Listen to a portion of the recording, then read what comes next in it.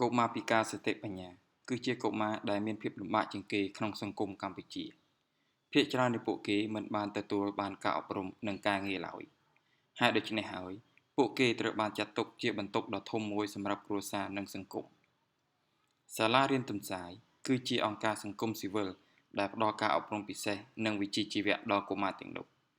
គឺការអប់រំនេះហើយដែលបានផ្ដល់ក្តីសង្ឃឹមនិងធ្វើឲ្យជីវិតពួកគេមានភាពប្រសើរឡើងខ្ញុំធ្វើអ្នកបើកពួករនរីបើកហើយហាលហើយអត់ហើយយកឲ្យគេពេលហើយយកនេះអ្នកពូកនឹងយកមកគក់ហឹងហើយពួកហើយអត់ហើយទុកឲ្យគេ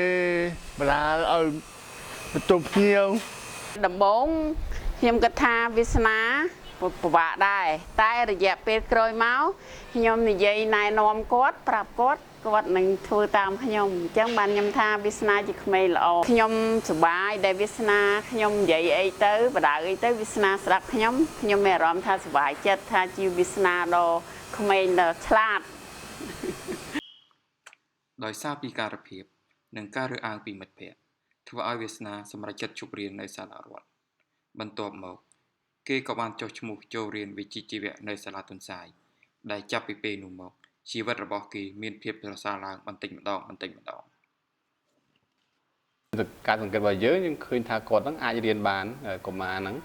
អញ្ចឹងយើងក៏ពិភាក្សាជាមួយឪពុកម្ដាយរបស់គាត់ហើយសុំគាត់ឲ្យដាក់ចូលថ្នាក់បណ្ដុះបណ្ដាលវិជ្ជាជីវៈរ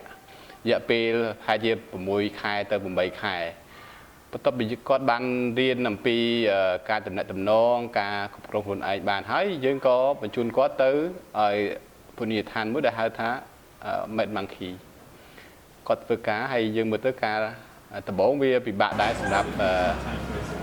ពន្ធនាគារគាត់ពិបាកនឹងការតំណែងតំណងជាមួយនឹងកុមារដែលមានបញ្ហាសតិបញ្ញាដែរប៉ុន្តែដោយសារតែមានការគ្រប់គ្រងពីឪពុកម្ដាយពីអង្គការយើងបានតាមដានជាញឹកញាប់ជាមួយនឹងពន្ធនាគារដោយសារតែយើងមានការតាមដានយើងមានតកតជាមួយនឹងការធ្វើរបាយការណ៍ហើយតាមដានគាត់ជារៀងរាល់ពេលវេលាហើយខាងពន្ធនាគារក៏គេប្រាប់យើងដែរពេលដែលមានបញ្ហាគេមករកយើងហើយយើងជួយរកវិធីសាស្ត្រដើម្បីតំណែងជាមួយគាត់បានហើយឥឡូវនេះយើងឃើញថាគាត់ធ្វើការបានល្អហើយគាត់បានខ្លាចជាបុគ្គលិកគេពីសិទ្ធិរបស់គេមូលហេតុដែលយើងចង់ផ្ដល់ការងារដល់ជនពិការពីព្រោះយើងយល់ថាជនពិការគាត់មានសិទ្ធិស្មើគ្នាជាមួយនឹង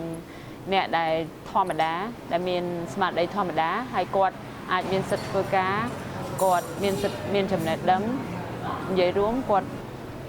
មានសិទ្ធិបណ្ដុះបណ្ដាលបញ្ហាលំបាកទី1ពេលដែលគាត់មកយើងត្រូវបរៀនគាត់មកភ្លាមគាត់អត់ស្គាល់យើងគាត់អត់ស្គាល់អ្នកនៅជុំវិញខ្លួនជួនកាលគាត់មានការភ័យខ្លាចជួនកាលគាត់អត់ហ៊ាននិយាយគាត់អោនមុខពេលដែលគាត់មកគាត់មានជំនួយមកជាមួយដូចថាកន្លះខែទៅ1ខែអញ្ចឹងទៅហើយតម្រាំយើងបានសិក្សាជាមួយគាត់ស្គាល់គាត់រៀងយូរដែរខ្ញុំផ្ទាល់ក្រុមគ្រួសារឪពុកម្ដាយខ្ញុំផ្ទាល់បងប្អូនទាំងអស់គឺសប្បាយចិត្តណាស់ពេលវាសនាបានទទួលការងារមួយដ៏ល្អដែលសង្គមមិនរើសអើងហើយពីមុនមកឪពុកម្ដាយទាំងបងប្អូនគឺគ្មានសង្ឃឹមទេមិនដែលមានសង្ឃឹមថាវាសនាបានការងារល្អឥឡូវបានប្រយតែឲ្យពុកម៉ែ60ឲ្យទុកគេនៃគេ30នៅខ្លួន50ប្រាក់ខែដែលផ្ញើទៅផ្ទះហ្នឹងតែគាត់សំទុកដើម្បីវាសនាជប់ធ្វើការកើតឬក៏វាសនាច្រើនទៅគឺចង់បង្កើតមុខរបរឲ្យវាសនានៅផ្ទះវិញដូចជាលក់ចាប់ហួយអីលក់អស់ខ្ជូកអីចឹងណាលោកគ្រូ